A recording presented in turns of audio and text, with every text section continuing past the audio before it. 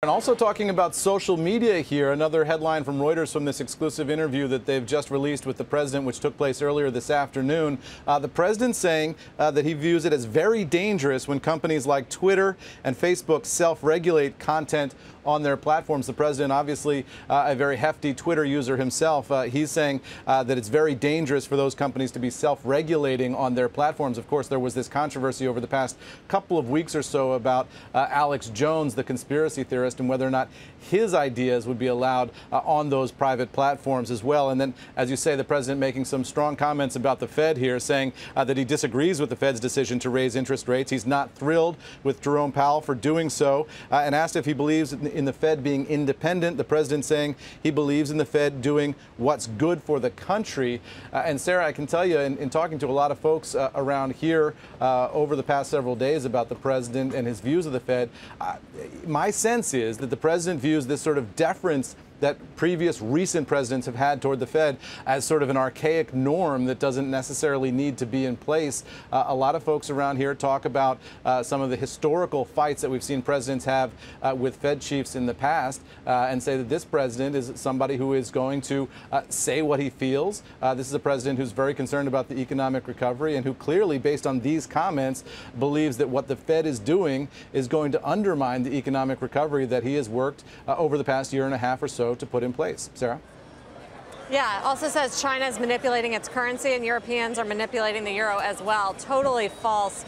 Eamon, on social media, is this an issue that's likely to gain traction in this administration? Is he suggesting, we don't know the full context, I guess, from the headlines, that the federal government, Congress, should get more involved in regulating Facebook and Twitter?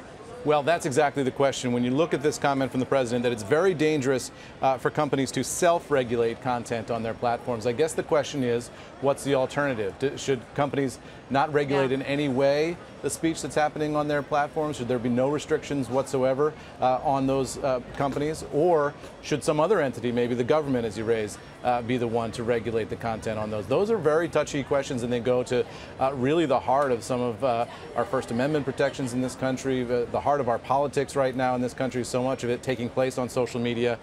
This is a very tricky issue, and the president's decided to wade right in here. Eamon, of course, as you've mentioned, the president has made comments in this direction toward the Fed a couple of times, obviously in that interview with Joe Kernan. The markets had that kind of reflex reaction, wondering if it meant down the road a more hawkish policy or perhaps a new Fed chair, if he even wanted to extrapolate that far, but it really didn't last. So I guess what can we expect now? Dollar's falling, the session lows. The dollar did have a twitch lower, there's no doubt about it, but that's been the playbook. What's fascinating, though, is this president has done this in the past. I mean, look at all the ways that he has thrown, shade at Attorney General Jeff Sessions, and he's still in the job, right? So there's not necessarily any punch behind it. Well, that's the question. Is this just sort of presidential venting, or is there a strategy here? Is this designed to push Powell and the Fed to curl back or curtail what their plan is in terms of raising interest rates? Or is this simply the president letting the world know what his opinion is and letting the chips fall where they may? Talking to officials at the White House earlier today, they referred back to his previous comments in which he said he'll let the Fed do what it thinks is right. He said that in that interview with Joe Kernan, even though he suggested that he disagreed with it. But look, this is a president who has called himself a low interest rate guy. This is a president who people close to him say considers himself to be a weak dollar guy, not necessarily a strong dollar guy in terms of his approach to the world. And he has definite opinions about how all of this should be rolled out. And the Fed is not lining up with those opinions, and he likes to strike out at people he sees as getting in his way or opposing the economic recovery that he's been working hard to put in place. So this president clearly deciding he'd rather speak out than stay silent. And he first spoke out about this issue and some of this criticism for the Fed with our very own Joe Kernan. Listen to what he told Joe. I put a very good man in the Fed. I don't necessarily agree with it because he's raising interest rates. I'm not saying that I agree with it, and I don't necessarily agree with it. I must tell you, I don't. I'm not thrilled because, we go up, and every time you go up, they want to raise rates again. And I don't really, I am not happy about it.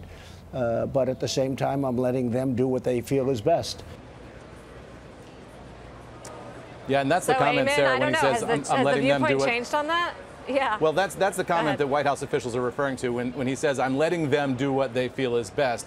White House officials say, look, the president's got a hands-off posture here. He's voicing his opinion, but he's also not putting his hand on the tiller here, not telling the Fed what to do, merely offering some suggestions about what the Fed ought to do. But implicit in the idea that you're letting them do what they think is right is the idea that you could also not let them do what they think is right if you change your minds, right? So the president is asserting some authority there over the Fed in the sense that he is, by deference now, allowing them to do this, but might not allow them to do it in the future in some other changed scenario. So his comments today much stronger than we've seen before. Clearly, this is an issue that concerns the president. He's looking ahead to the midterms. He's looking ahead to 2020 and a re-elect, and he wants to make sure that the economic boom is visible to voters, and voters are feeling it at that time. And I think that's part of where all of this comes from. Not to say it's political, but that the president's got his eye on this boom, this bull market, which is getting old now, and he wants it to continue into the rest of his term.